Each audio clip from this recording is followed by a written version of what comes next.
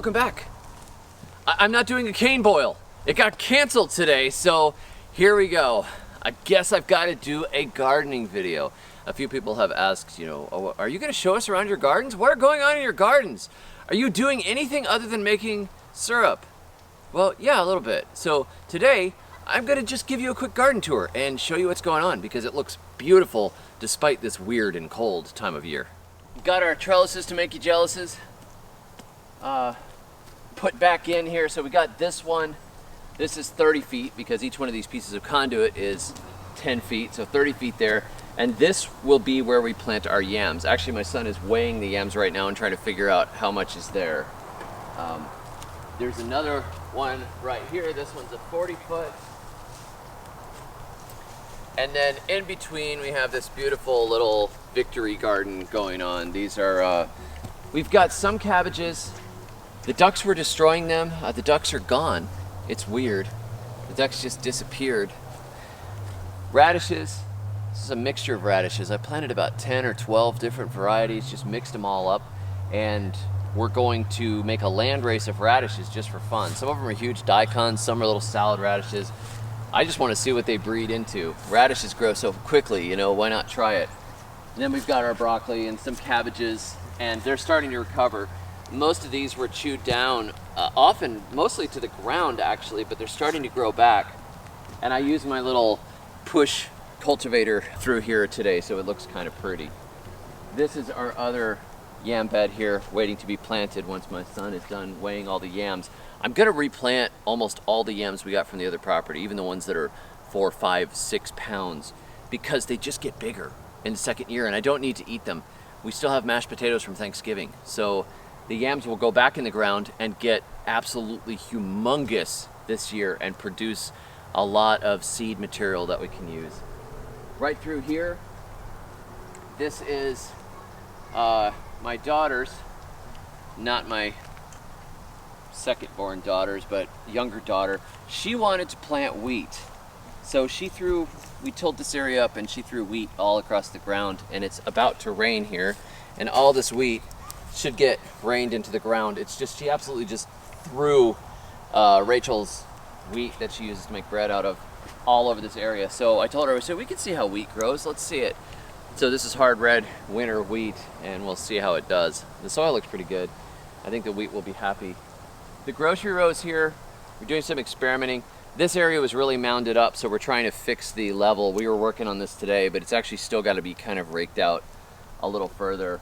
There's not much to see in here in general, except that I've cleared the pads out and I have to go get some fall leaves now. I wanted to till it under a little bit again to kill off the weeds that are coming up, and then we'll get our fall leaves and scatter them down the rows since we have an abundance of that.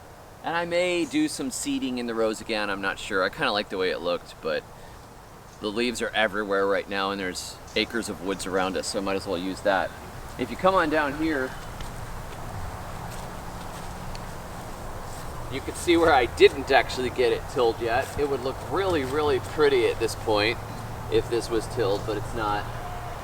This is some of the grass that we raked out. This area was such thick sod, which tells me that it's good soil, but it was such thick sod that as we tilled, it mounded up and we had to rake it and rake it and rake it. So as we took the grocery row gardens, when it was dry, we raked out a lot of that material, and here it is. It's like a big compost mound that I have to move somewhere else.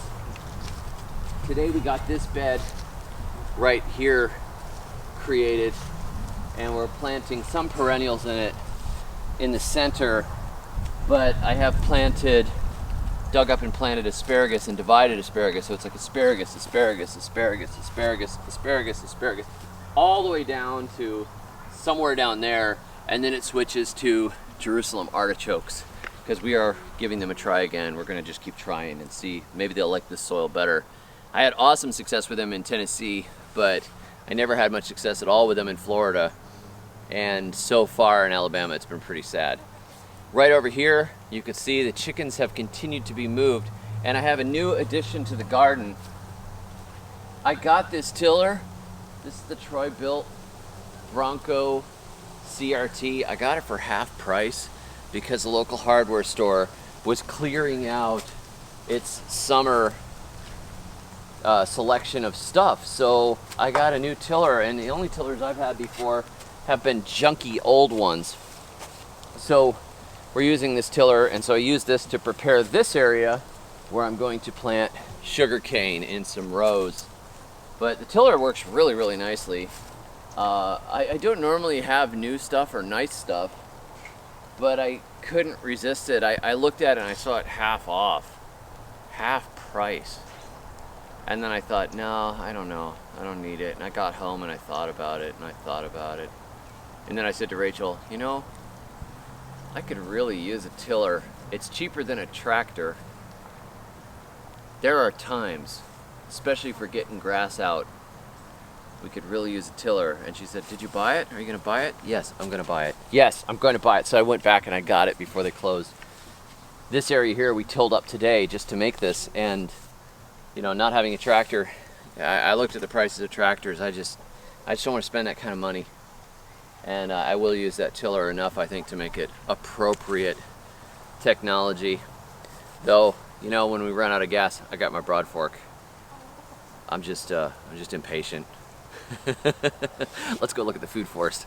There's supposed to be a good rain coming in tonight, and so we've gotten quite a bit of things planted over the last couple of days. It's actually starting to rain right now, which is why we're filming this video in this crazy gray environment. But all this back here in front of this ugly outbuildings. I mean, some of these buildings are not bad. Those are nice buildings. That office over, the International Shed Quarters is a beautiful, that beige one right there, that's beautiful. That's just like the pinnacle of modern architecture. However, this one in the back here was rednecked together over and over again from an old barn, and various things were put on it over time, and it is an eyesore. But it won't be an eyesore for much longer because the food forest is all planted from this way. Starting here, this is a Prunus serratina, black cherry that was already here.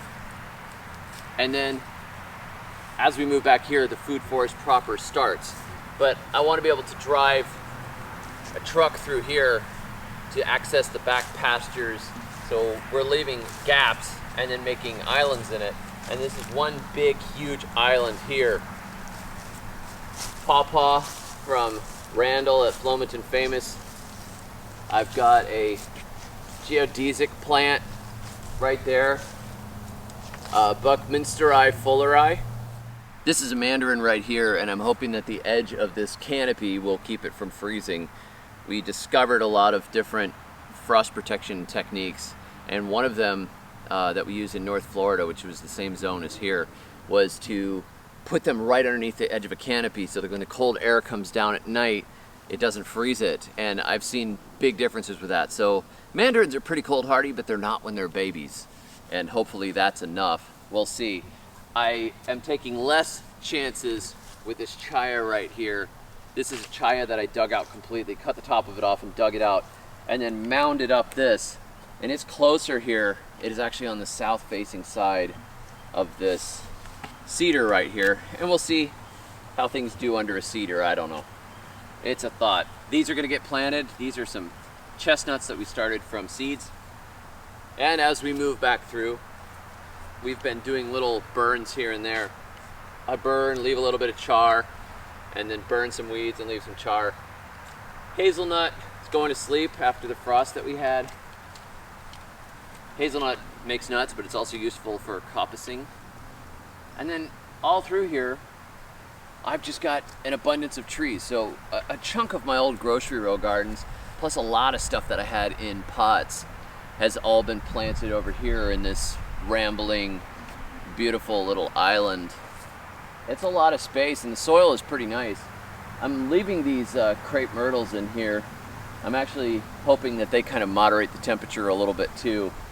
I have hidden a dragon fruit cutting in the middle of that one back there, and it hasn't frozen yet. So we'll see. This comes all the way out to here. I've got blackberries and cannas and seedling plums and pomegranates and persimmon and fig, crab apples and pears, all kinds of stuff. Even here's a bare root grapevine from Ison's. Ison's does a lot of muscadine grapes. And I just stuck a post here to remind me that it's going to be a grape tree later. I'm going to build a trellis for it to climb up in just a single post type of a trellis. And as we come further back, we've got blueberries. And around them here and there, I've knocked holes in the ground and planted Jerusalem artichokes and planted cannas and planted gingers. This is the back edge of it here so far, with this beautiful rabbit eye blueberry, which seems to have transplanted nicely. And here we discovered the remnants of what we're pretty sure is an old well that got filled in with construction debris. So we're digging it up because if we had a well back here, it would be totally awesome right at the edge of the food forest. We'll see if we can make it. I'm gonna continue beyond the possible well to this popcorn tree right here. And so this is kind of the back edge of this little food forest setup. And it'll be a nice place for the kids to play. There's a lot of berries in here and a lot of small fruits and mulberries and other things. It's gonna be really pretty as it takes off. And you know, if you've got empty space, why not fill it with a food forest? That's what I like to do. One of my sons made this for me, CJ, painted this brick with Danny on it.